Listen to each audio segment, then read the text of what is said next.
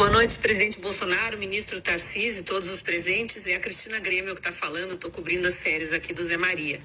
Eu queria saber sobre o pedido do governador do Rio de Janeiro para desmembrar o edital de privatização dos aeroportos, tirar os aeroportos de Minas e deixar só o Santos Dumont e o de Jacarepaguá no pacote. Isso pode acontecer ou isso desvirtua todo o propósito do programa de privatizações do governo? Obrigada, boa noite. Vamos lá, Cristina. Ontem a gente teve uma reunião muito boa com o governador do Rio, uma reunião onde a gente estabeleceu que nós vamos montar um grupo de trabalho. Esse grupo de trabalho vai ter a participação da sociedade do Rio de Janeiro, das autoridades locais e também do setor produtivo. Tenho certeza que muitas contribuições importantes vão ser dadas. Obviamente, quando a gente estruturou essa modelagem, nós usamos as mesmas premissas que vínhamos usando nos leilões bem-sucedidos da quinta rodada, da sexta rodada. Existe algum entendimento diferente por parte de autoridades e setor produtivo do Rio com relação à complementariedade do Santos Dumont com o Galeão. Então, uma certa lógica de que a gente teria um aeroporto primário com um aeroporto secundário, quando na verdade no Rio nós temos 2 aeroportos primários. Mas isso não quer dizer que a gente não possa fazer ajustes na modelagem. Nós temos feito isso o tempo todo. Fizemos isso recentemente, por exemplo, na construção do modelo de leilão das rodovias do Paraná. O contrato do Paraná é diferente daquilo que a gente tinha pensado originalmente e daquilo que a gente até fez em nos outros leilões. Então, esse mesmo esforço nós vamos fazer com o Rio de Janeiro. A aliança de aeroportos de Minas com o aeroporto Santos Dumont e Jacarepaguá está consoante, está aderente à lógica de leilão de blocos. A gente fez o leilão de blocos na quinta, fizemos o leilão de blocos na sexta, estamos fazendo novamente. Isso, no final das contas, agrega mais movimentos. Então, tem uma lógica operacional por trás disso. E, no final das contas, como a gente faz investimentos baseado em nível de serviço, não existe a hipótese de um aeroporto perder em detrimento dos demais que são menos rentáveis. Então, todos têm a carga de investimento necessária para atingir o nível de serviço. Mas nós vamos fazer essa discussão agora com as autoridades do Rio, com o setor produtivo, dentro desse grupo de trabalho. Vamos fazer as adaptações necessárias para construir o máximo de consenso possível e fazer aí um leilão que vai gerar um contrato que vai deixar aí o Rio de Janeiro confortável, com o futuro, com o crescimento, com a possibilidade desses aeroportos trazerem aí negócios, trazerem o turismo. Então, tenho certeza que o resultado vai ser muito bom. Nessa discussão, porque eu sou eleito pelo Rio de Janeiro, sou paulista, mas desde os 17 anos de idade estava morando no Rio de Janeiro. Alguns querem artificialmente pegar ali os usuários do Santos Dumont e levar para o Galeão. Agora, grande parte dos que vão para o Rio de Janeiro prefere descer no Santos Dumont pelos mais variados motivos. Então aí é um ponto que complica um pouco. Agora, tem que ver a capacidade máxima do Santos Dumont. Ela vai ser atingida, ou já tá praticamente nesses números. Não podemos pegar uma parte dos voos para o Santos Dumont e, possível futura negociação, levar para o Galeão, porque você pode também esse pessoal que, ao procurar ir para o Rio e ver que só tem pouso no Galeão, resolvendo ir para o Rio de Janeiro. Eu acho que todos perdem com isso aí. Há bom interesse nosso, do Tarcísio, que trata desse assunto, e atender o Rio de Janeiro, e atender o usuário, a qual nós devemos lealdade. Eu acho que no final dessa discussão, presidente, a gente vai ficar com um modelo bom, que preserve o Terminal Rio, que preserve a capacidade do sistema multiaeroportos do Rio de Janeiro, que faça com que esses 2 aeroportos possam crescer de forma sustentável e que também traga algum tipo de ganho, por exemplo, na mobilidade urbana com a aplicação de valores de outorga. Então isso vai estar na mesa. Eu acho que nós vamos fazer uma boa discussão e o que a gente pode esperar como resultado é mais investimento para o estado do Rio de Janeiro e uma configuração harmônica de operação desses 2 aeroportos. Ok. Antes de chegar à próxima pergunta, só para complementar aqui, a Dutra, em média vai cair 1/3. Em torno de 35%. É 1/3 o valor do pedágio. Hoje, se não me engano, está R$15 o pedágio de automóvel. Então vai cair para aproximadamente quase R$11. E quando nós anunciamos lá atrás que o pedágio para moto seria zero, muita gente falou que outros vão pagar essa conta. Ninguém vai pagar essa conta. Muito pelo contrário. Vai diminuir o valor do pedágio geral, para caminhões também, para todo mundo. Assim será em todas as novas renovação de concessões, bem como novas licitações. Aí tem uma coisa interessante, presidente, que lá atrás muita gente pressionava para que a gente fizesse simplesmente a extensão do contrato. Se a gente fizesse a extensão do contrato, a gente não ia capturar esse ganho, porque era um contrato que foi modelado na década de 90, em outra condição, com outro cenário, com outra curva de aprendizado. A gente aprendeu muito nesses anos e a situação no Brasil hoje é diferente. Então a gente conseguiu levar para o mercado um contrato que vai gerar mais investimento e ao mesmo tempo proporciona essa redução de tarifa. E aí está o acerto da decisão de fazer novamente essa licitação. A mesma coisa está sendo feita no Paraná. A mesma coisa. Lá deve cair em torno de 40% o pedágio. O pedágio de moto no Paraná. Tinha algumas rodovias, chegava a R$ 9,00 o pedágio de moto no Paraná. Vai ser zerado.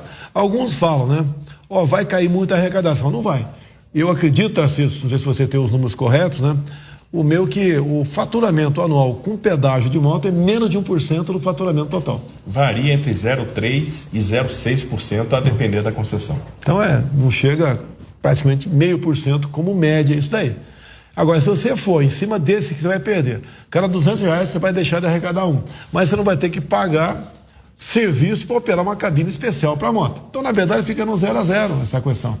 E onde há muito acidente de motociclista, eu sou também, né, mas há muito tempo já não viajo, até pela cargo que eu ocupo e pela idade, muito acidente é próximo do pedágio, ali embaixo ali da cancela, porque quando os caminhões reduzem a velocidade, geralmente pinga mais óleo, fica muito mais escorregadinho. Então vai ter uma passagem ao lado, né?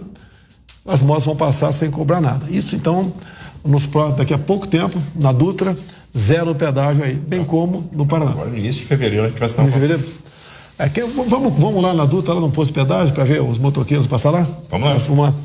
Bom assinar um contrato na rua. Continuando, então é o seguinte, outra notícia também, que começamos a trabalhar lá atrás com o Tarcísio, o Congresso aprovou, modificou o nosso projeto, por exemplo, carteira de habilitação. Nós mandamos a proposta para a Câmara para que até os 65 anos de idade a carteira de habilitação fosse renovada a cada 10 anos. Meu Congresso resolveu passar para 50 anos. Não deixou de ser um certo ganho. Então acertei com o Tarcísio, vamos encaminhar para o Parlamento um novo projeto, vamos pedir urgência para o Parlamento para que a validade, dessa de 10 anos seja até 75 de idade. Afinal de contas, qual o limite de idade para o pessoal do Supremo Tribunal Federal? 75 anos. Para o STJ, 75. Também para o TCU, 75. Para presidente, não tem. Sei que eu pretendo não ficar a vida toda por aqui, não. Fiquem tranquilos, o pessoal da esquerda fica tranquilo. Mas não tão tranquilo, porque quando eu sair vai entrar alguém no nosso perfil com toda certeza. Vamos lá. Então vamos encaminhar o projeto, pedindo que a validade da carteira de habilitação chega aos 75 anos. Agora, fiquei sabendo, não vou falar aqui porque não confirmei a notícia, que tem um estado, muito importante do Brasil, que para prever, então, queda de arrecadação, o respectivo governador já teria dobrado as taxas para renovar ou tirar a carteira de habilitação. Se eu confirmar, eu digo aí o nome desse governador aí na próxima live. Cid, pronto aí, filho? Bolsonaro, boa noite, ministro Tarcísio. Ministro, a que o senhor acredita a continuação e o sucesso dos projetos da pasta da infraestrutura no Brasil num momento global aí tão adverso? Como conseguimos finalizar projetos importantes diante de uma pandemia como a que enfrentamos? Obrigada, boa noite. Boa noite. Primeiro, acho que tudo começa na determinação do presidente de tratar a infraestrutura como uma questão de Estado, garantindo a continuidade dos projetos e principalmente a liberdade para a montagem das equipes. Essa é a grande quebra, a grande mudança daquilo que vinha acontecendo no Brasil, uma coragem muito grande, e o presidente pagou um preço político para montar times extremamente técnicos. Esses times técnicos souberam enxergar na adversidade onde estavam as oportunidades, construíram bons projetos, a gente amadureceu muito e conseguimos vender para o mercado que nós temos aquilo que ele quer. Um grande mercado consumidor, um portfólio, excelentes ativos, uma modelagem sofisticada e excelentes taxas de retorno. Então isso conquistou o coração desses investidores nacionais e estrangeiros e eles vieram para os nossos leilões. A gente já tem uma carga de investimentos contratada muito grande, então já são muitos leilões realizados e até o final deste ano a gente vai superar a marca de R$1 trilhão em investimentos em infraestrutura contratados, em todos os setores, no setor do óleo e gás, no setor da energia, tanto da geração quanto na transmissão, no setor do saneamento básico, que é uma revolução. Imagina, presidente, o senhor chegou no governo e o Brasil tinha lá 30 milhões de brasileiros sem acesso à água potável, 100 milhões de brasileiros sem acesso a esgoto. O marco do saneamento patinava, nunca havia sido aprovado e nós não tínhamos a segurança jurídica para passar essa atividade para a iniciativa privada. Então esse cenário mudou, grandes leilões foram feitos, centenas de bilhões de reais no saneamento básico vão ser investidos. Isso vai mudar a vida das pessoas. No curto prazo, vai mexer com a construção civil, no médio e longo prazo, vai melhorar a qualidade ambiental das cidades e vai melhorar a saúde da população. Então a gente vai ter uma situação muito melhor, vai ter uma descompressão no serviço de saúde e isso é transformador, inclusive para a questão econômica, né, no ganho de produtividade que a gente vai ter com as pessoas mais saudáveis. Soma-se a isso, Tarcísio, completamos 3 anos de governo, 2 em pandemia, ou seja, em 3 anos, 2 em guerra, em mar revolto. E assim mesmo o Brasil cresceu, tá? Tem crescido. O ano passado o crescimento foi negativo, mas todos esperavam menos 10, foi menos 4. E soma-se a isso tudo também a confiança que o nosso governo desperta no investidor estrangeiro. Quando fomos ao mundo árabe, por exemplo, no Emirados Árabes Unidos, fizemos uma reunião, tinham 700 empresários, a maioria brasileiros, da FIENG, da Federação da Indústria de Minas Gerais, acompanhado do seu respectivo governador, Romeu Zema, e foi um sucesso. Isso já começa a dar frutos aqui no Brasil. Então, o Brasil é um país fantástico, o nosso governo desperta atenção, sim, por parte do mundo todo, e a gente espera que o Brasil continue dessa forma com a sua política externa, coisa que praticamente pouco existia no Brasil. Alguém se lembra no governo Dilma, quando ela passou mais de um ano e não recebeu as credenciais do embaixador israelense. Então esse era um pouco de governos anteriores aqui. Então a credibilidade, a confiança e botar a pessoa certa para trabalhar naquele ministério. Não é apenas o Tarcísio. Se formos comparar todos os demais ministérios, como por exemplo da Damares, veja quem estava antes da Damares, o que ele pregava aqui no Brasil, qual era a agenda de uma ministra e ministro também de direitos humanos antes da Damares. Era ideologia de gênero, era PNDH3, era PLC 122. Eu falo isso, mas não vou dizer o que é para evitar aí polêmica. Mas o pessoal deve saber, muita gente, o que acontecia naquele momento. Tem mais perguntas, Cid? Então, antes de passar, peraí, Cid. Ontem a Caixa Econômica Federal, né, apresentou suas linhas de crédito para a aquicultura do Brasil, pesca no Brasil, né? Quem trata desse assunto é o nosso secretário especial da pesca, Jorge Seife Júnior, lá de Santa Catarina. Um garoto, uma pessoa fantástica, com uma bagagem cultural enorme nessa área, que vem dando certo o que ele faz no Brasil. Só em contratos de cessões de água da União, em 3 anos, ele conseguiu assinar mais contratos que nos últimos 10 anos de governos que nos antecederam. O Jorge Seife entende, sim, tudo de pesca e de legislação.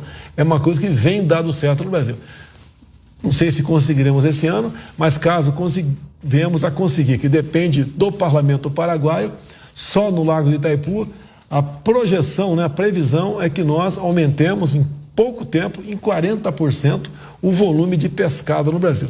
Basta lembrar, pessoal, sempre falo isso aí, segundo dados da Embrapa, um lago de 1 hectare, tamanho de campo de futebol, pode, né, produzir de 10 a 15 toneladas de tilápia por ano. Esse mesmo lago, compartimentado, logicamente com o peixe ali tratado, pode produzir por ano de 100 a 150 toneladas de tilápia. Então, quem tem uma PCH, por exemplo, ou quer construir uma PCH, que foi bastante desburocratizada a questão de conseguir autorização para PCH, pequena central hidrelétrica, ele pode criar de forma artesanal ou compartilhada tilápia. E ele pode abastecer uma cidade, se for compartilhada, uma cidade de 50 mil habitantes, tranquilamente. Outra pergunta, senhor.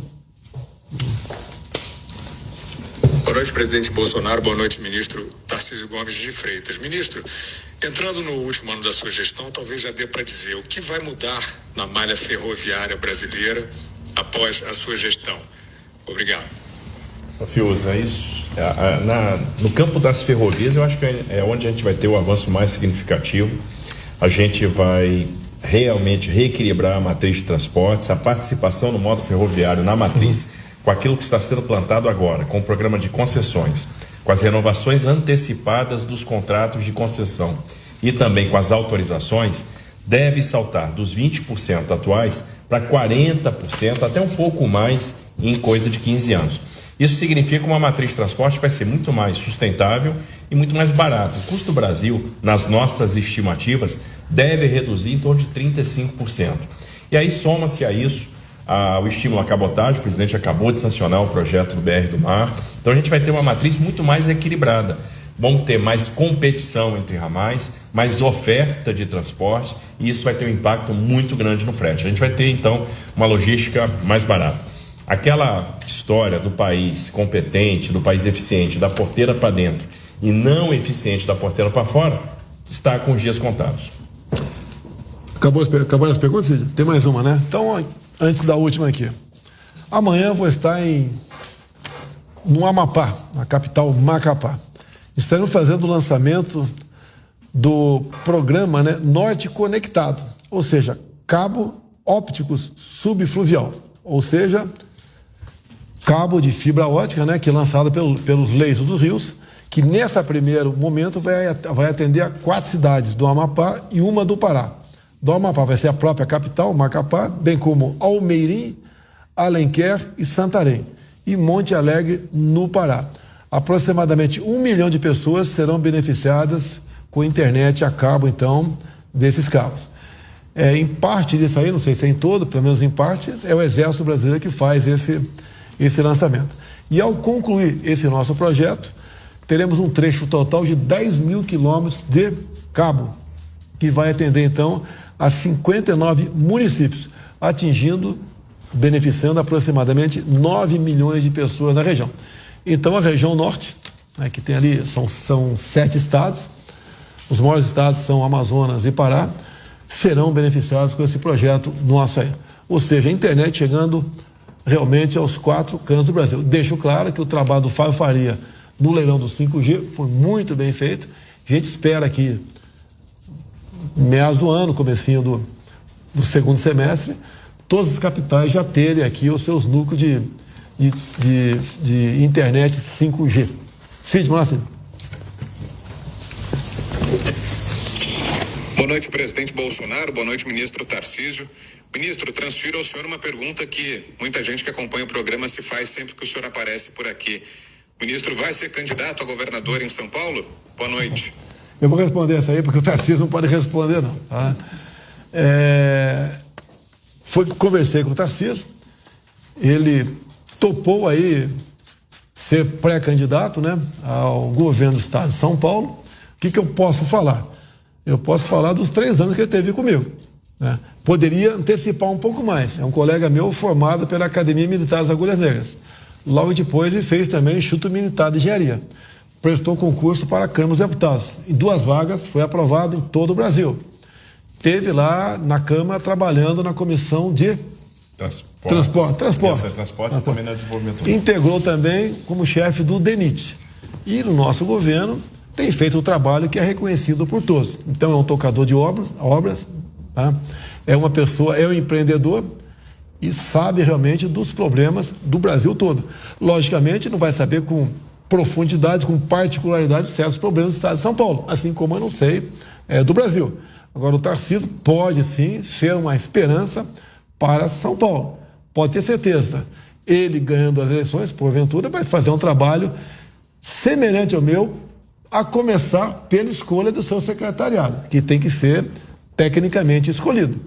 A dificuldade grande que eu tive no começo foi as pressões políticas para que os mesmos grupos de sempre tivessem aqui um naco na esplanada dos ministérios.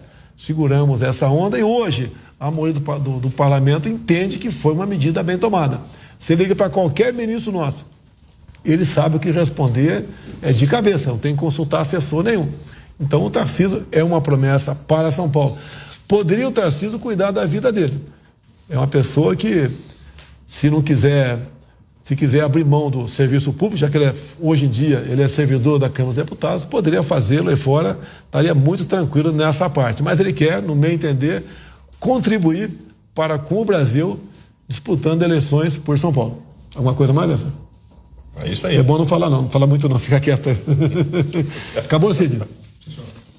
Repetindo então, pessoal, amanhã estarei em Macapá, vou decolar por volta de 7h30 da manhã, não sei se tem fuso horário para lá, é umas 3 horas de voo, então devo estar chegando ali por volta das 10h30. Temos um evento que é no Rio, tá? Para tratarmos do lançamento então do primeiro trecho das fibras subaquáticas que vai levar a internet para praticamente toda a região norte do nosso Brasil. O senhor vai estar fazendo lá um evento de conectividade, mas o Amapá é um dos estados que vai ser beneficiado com um dos leilões de saneamento do governo federal, assim, um grande leilão de saneamento que vai transformar a realidade do Amapá nos próximos anos. Nós convidamos toda a classe política, deputados, senadores, deputados estaduais, os vereadores não só de Macapá, bem como da região toda, a comparecer. Você vai estar presente também, Dessa? Não, senhor. Vai não, vai estar. Quem vai estar lá? Fafaria, o mais importante, né? E alguns ministros nossos. Não sei quem está na comitiva ainda. Muitas vezes eu sei quem está na comitiva na hora, porque não dá tempo. Bem, você que está nos assistindo aí no Facebook, YouTube, Instagram, 42 mil. Se você tiver TV a cabo em casa, eu peço a você, jogue aí para os 576 Jovem Pan News, para ouvir os comentários aí dessa equipe do Pingo nos Is. Pingo nos Is e Jovem Pan News, total 121 mil. 3 vezes mais gente do que nós. Eu quero mais que o Pingo nos Is tenha 10 vezes mais do que nós assistindo. Então é sinal que vocês prestigiam uma televisão que é isenta e leva até você a verdade. Boa noite a todos. Até quinta-feira que vem, se Deus quiser.